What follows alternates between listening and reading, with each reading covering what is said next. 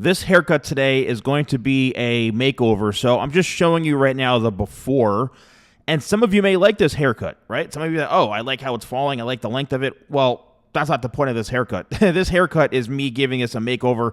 So there's a lot of hair, definitely a thick amount of hair. This is 100% human hair. I know a lot of you may think, oh, it's just like a mannequin hair, it's not real. No, this is 100% human hair, and these mannequins are pretty costly. So what I'm going to do now is I'm just going to walk you through the prepping, and then I'll let you enjoy the rest of the video with some music and stuff.